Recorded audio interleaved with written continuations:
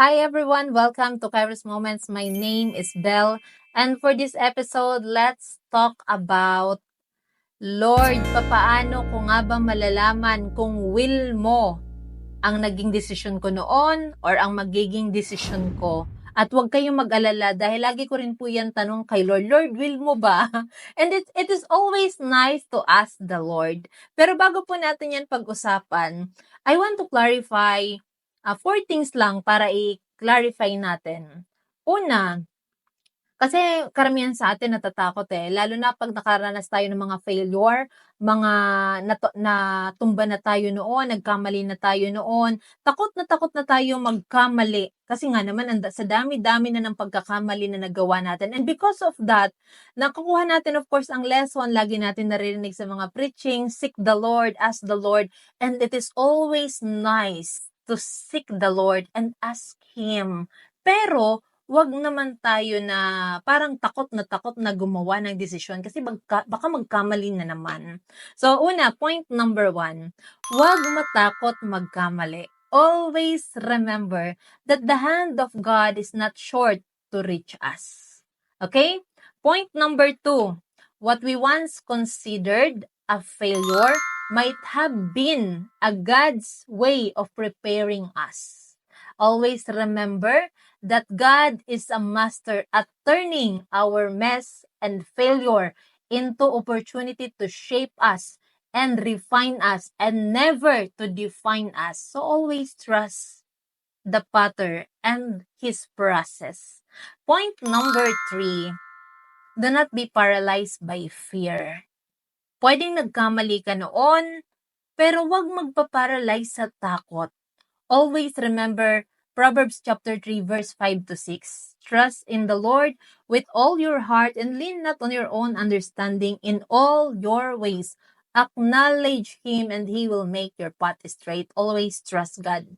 And point number 4, walking in the will of God doesn't mean we will not have any challenges, trouble. We will not have an opposition. In fact, it is on the path of obedience that we face the most resistance and opposition.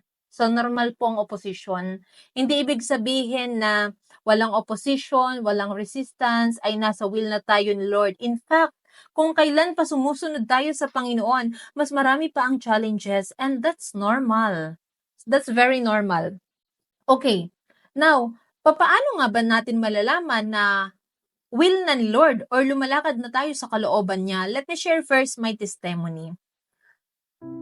Lagi ko rin po yan tanong na, Lord, will mo na ba? Will mo na ba? Kasi takot ako magkamali, baka magkamali na naman. Pa nagkamali ka pa naman, tapos may mga nadamay ka na tao. Nako, parang akala mo, pumunta ka sa isang highway, tapos may mga tao ka na nadala, may mga tao na sumama sa'yo, pagkatapos, ay mali pala, sorry. So, hindi ganun kadali So, let's always ask the Lord. But anyway, that's not my testimony.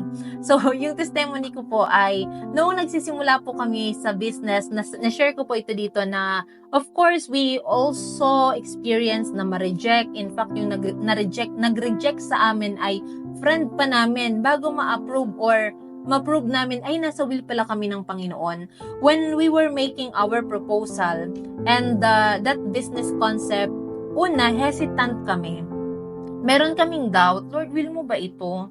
Kasi it was beyond our imagination. Even sa capacity namin, when we look at ourselves, parang baka mamaya, paano kaya ito mag-work out? Kasi hindi naman, parang pag iniisip namin, parang napaka-imposible na ma-approve. Even with the budget that we have prepared, baka walang tumangkilik. So Lord, will mo ba? Pero alam niyo po, ang ginawa lang namin, we keep on seeking the Lord and we keep on praying. Pero habang nagpe-pray kami, kahit may takot sa dibdib namin and may doubt, to be honest, parang may duda na, Lord, we keep on praying, pero Lord, will mo ba ito? Lord, paano Lord pag hindi? Pero ang ginawa na lang namin, humakbang lang kami. So, if you are not that sure, pero you keep on praying and you keep on seeking God, pero may peace ka naman sa puso mo, alam mong walang matatapakan na tao, at alam mo na, sige, gagawin mo na lang, wala naman mawawala sa'yo pag humakbang ka doon, kung sakali, basta wag mo lang ilagay lahat ng dalawang paa mo sa tubig, don't put all your eggs in one basket. So sa paghakbang namin, we just took one step, and the rest steps was the step of God.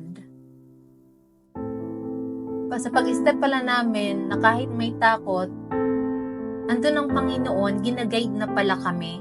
So we submitted our proposal and we presented it sa hindi pa namin kakilala, sa hindi naman namin close.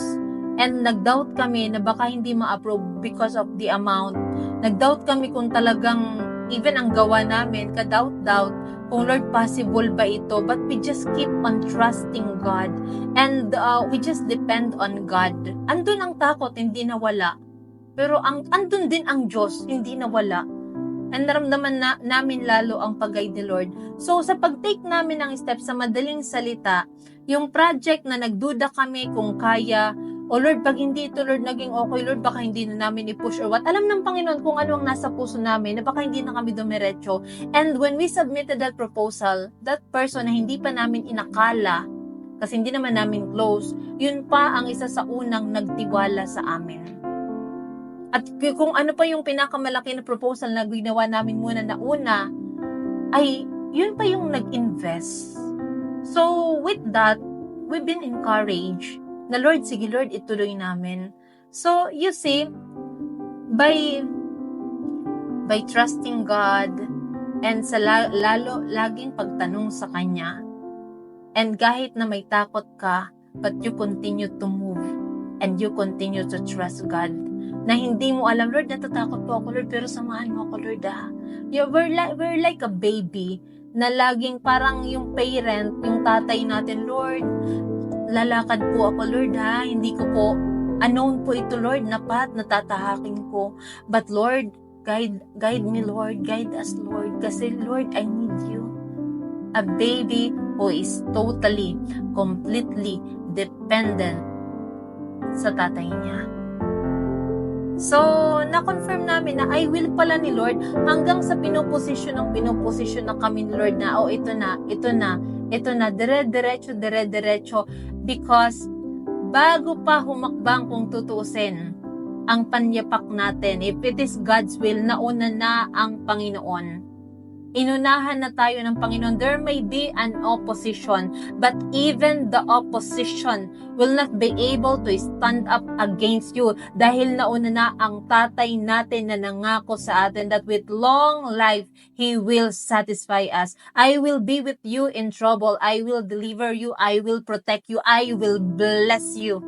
And because those who honor God, He honors. So you see, if we have the promises ng Panginoon sa puso natin, pwedeng may fear. Pero alam natin na, Lord, with all humility, Lord, guide us. Lord, turuan niyo po kami. By the way, habang testify ko ito ngayon, na-miss ko yun, Lord, Na-miss ko na, kasi dumarating sa point natin na pag marami na tayo natututunan, minsan iniisip natin na, sige, let's continue to do this. Pero yun pala minsan napapangunahan natin ng Panginoon. So, you see, just take a step and keep on trusting God and commit everything to God.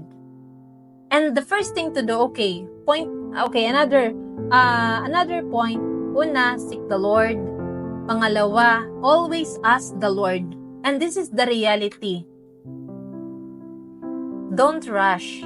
Kasi hindi naman nagmamadali ang Panginoon, but do not delay also. So, wait upon the Lord. Keep on asking, keep on seeking, tapos magantay sa sagot ng Panginoon. Pero wag din i-delay. Just because na parang feeling mo, you need so many signs, hindi ka na mag-move. Sometimes, hindi na nga natin kailangan ng sign because God Himself is our sign. The love of God is our sign sa puso natin. Pwedeng magkamali tayo, but sometimes, ang pagkakamali natin ginagamit ng Panginoon para mas lalo tayong maging mabuting tao. Okay, paano pa natin malalaman kung will ni Lord? It is in alignment with Scripture. Of course, it will never contradict sa kanyang sarili. Lagi natin titingnan ang salita ng Panginoon. Kung ito ay nag-a-against, ang ginagawa natin ay against sa salita ng Panginoon, of course, it is not the will of God. Number 2, imposibleng wala kang peace. Minsan may fear ka, pero sa puso mo, Lord, mapapanatag ka. And you know na wala kang matatapakan na tao. You know, it is moral, it is legal, and it is, you know, your heart is pure. Always remember this, make your heart pure, your motive pure. Kahit isipin mo na nagkamali ka, in the hand of God, ang pagkakamali na iniisip natin will be turned into a beautiful testimony. Number 3, surround yourself with wise counsel. Na minsan itong mga tao na sinusurround natin sa ating mga sarili, ginagamit na pala ng Panginoon that the Lord is speaking through these people. Number 4, open and close doors. So it doesn't mean na closed door ay akala natin rejection na. Yun pala, ginaguide lang tayo ng Panginoon sa tamang door. And if there's an open door, still ask the Lord dahil hindi lahat ng open doors ay galing sa Panginoon. So ask the Lord. And minsan may mga opportunity na beyond our imagination, pero yun pala, the more nga na hindi kayang arukin ng ating isip, even ng ating puso, naniniwala ko galing sa Panginoon. Why? Because the more na wala tayong alam, the more we will become dependent on God. Because sasabihin natin na, Lord, wala talaga kami dito alam. So magdedepend lang tayo sa tatay. Kasi diba, the more na may alam tayo, minsan, nagiging mayabang tayo as if we know everything. As if, minsan, Lord, I know this, God. Pero maganda pala minsan na limited ang alam mo and the Lord is showing us vision. Pero we are becoming dependent on Him. So, number 6, it glorifies God and bears fruit. Kung ang opportunity, kung ang door, kung anong meron ka ngayon ay nagbe-bear siya ng good fruit, mas lalo ka nagiging mabuting tao, mas lalo tayo nagiging mapagmahal, mas lalo tayo nagiging maunawain at may mamalasakit sa kapwa, and it glorifies God. For sure, galing yan sa Panginoon. So, wag ka lang matakot, umakbang, and always seek God.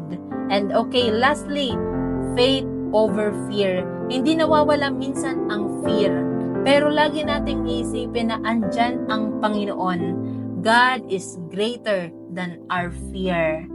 And God is more than enough. So again, pero sa akin, ang pinaka-point ko po dyan, always see the Lord and learn how to wait. In waiting, God is teaching us. God is molding us. Huwag magsawa, magsik kay Lord. Iniisip natin, Lord, why do I need to spend so much time with God?